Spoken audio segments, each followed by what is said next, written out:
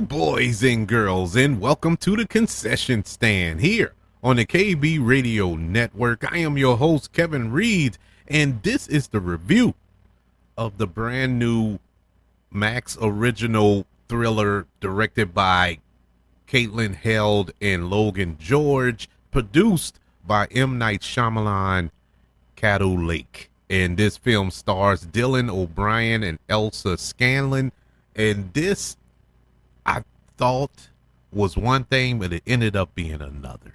How is everybody doing today? This is a film that I just so happened upon when I saw the trailer for it on YouTube maybe a week ago. I didn't know anything about this film.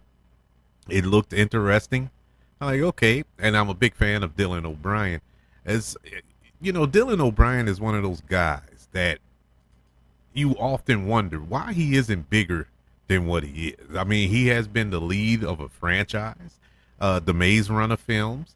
He's shown that he can be in other things. I saw him, what that was, something with the American Assassin with Michael Keaton. He was good in that. In other projects that I saw him in, I think it was Love and Monsters, I believe. He is a versatile actor, very good, very physical actor as well, and wonder why he hasn't been, showcased as much, especially with all these superhero films coming around. But him being attached to this film, that's what got my curiosity. And this was kind of marketed as a psychological horror film. At least that's the vibe I got from the trailer. And it being Halloween season, October, the spooky season, I thought, okay, that this fits. And then you have M. Night Shyamalan, who is hit or miss and been kind of missing the last few films. But, M. Night Shyamalan is one of those guys that I'll still give a chance. I'll still watch it just to see if we're going to get that magic. Because when he's on, oh my God, it's great. When he's not on, oh my God, it's horrible. But nonetheless, he's not directing this film. He didn't even write this film. He's just a producer on this film. And the premise of Caddo Lake, after an 8-year-old girl mysteriously vanishes, connections began to form between past deaths and disappearances at Caddo Lake. This is a non-spoiler review, and I'm going into that. I'm making that statement and knowing that it's going to be a challenge and a half to review this film without spoiling it, because there's major spoilers involved in this film. I want people to go into this film the same way I did, completely blind, and not knowing what is really going on. The premise of this film, that just scratches the surface of what this film is really about. Very, very interesting. Yes, we've seen films of this kind of MacGuffin before, but in a era of film watching where the film community is screaming from the mountaintops, they want original content. They want something fresh, something new. We're sick and tired of the comic book films, superhero fatigue, they call it. They want something new and different. Well, this is new and different. This is truly it's not an original concept per se, but it's done in an original way. This was a very smart film. Very smart. So smart that it was to the point that I almost stopped watching this movie midway through. Or almost midway through, because I was like, man, this is so boring. You know what I'm saying? It was one of those movies where it was so much exposition in the beginning of the film that I was like, are we ever going to get to the meat? I'm tired of eating the fries. I need the steak, man. What is going on? And once everything starts to unravel, once we start getting the story and figure out what's really going on, you're like, oh my God. And then you go back and think about that portion of the film, the first 45 minutes of this film, that it was sitting there like bored to death with all the talkie. You're like, all of that makes sense now. All of these little throwaway scenes that was in the film, in the early part of the film, add up and it makes sense, because I really was sitting there like, why is this scene even in there? It makes no sense. It was just a random scene. And then when we get towards the end of the film or the third act of the film, you're like, oh, it was done so well. This movie, I must say, shocked me beyond belief. I can't believe the more I get away from it, the more I appreciate it. I watched it yesterday, and initially I wasn't going to review it. I was like, well, okay.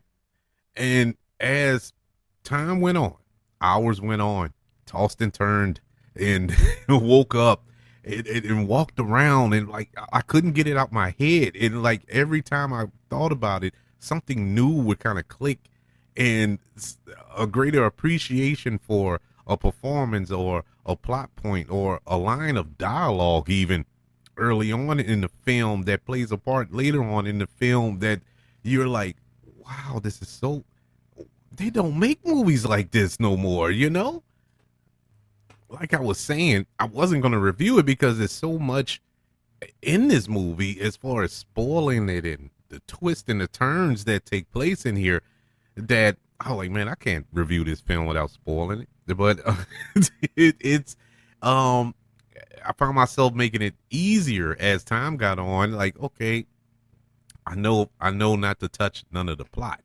I'm just gonna talk about the performances, starting with Dylan O'Brien, who's the star of this film. He plays a character by the name of Paris, who is dealing with some I'm not gonna say demons. Well, yeah, some demons. He has some demons in his past, and some grief that he's dealing with, and guilt that he's dealing with, and so much on this character, and you can see it in his face. You can hear it when he talks, and the way Dylan O'Brien plays this character is amazing, and it just reinforces the fact that I started off this review with, that Dylan O'Brien, give him anything, man. This dude is amazing. What a performance by him. I loved his performance. Loved the performance of the female lead here, Elsa Scanlon, who I haven't seen in anything. This was my first time being exposed to her.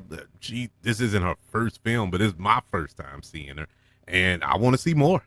Now, she really, to be honest with you, she's more of the star than Dylan O'Brien is. They're essentially co-leads, and her performance throughout this film, because her character actually has a bigger arc than Dylan O'Brien's character, so I would give her the main lead, if anything. I know Dylan O'Brien is at the head because he's the biggest name in this film. This is a small film, and he is the most well-known name in the cast. But Elsa Scanlon, man, great job. Can't wait to see more of her. Good to see Lauren Ambrose in this film. I'm always had a huge crush on her, and watching her in this, and I was like, yep, it's still there. But even more importantly, another powerful performance. Didn't understand where her character was going in the beginning. It seemed like the standard mother or controlling mother figure. And then when we get to the end, you're like, oh my God, there's so much more to this character. And that's what this film is. There's more. It's more than what meets the eye, and it's not even a Transformers film. This is so much to these characters that you're introduced with at the beginning. By the end, it's a complete flip. It's a whole 180 on not just the film, but the performances. The film was shot fairly well. I thought it looked gorgeous in this little grimy backwoods town that they're living in Texas.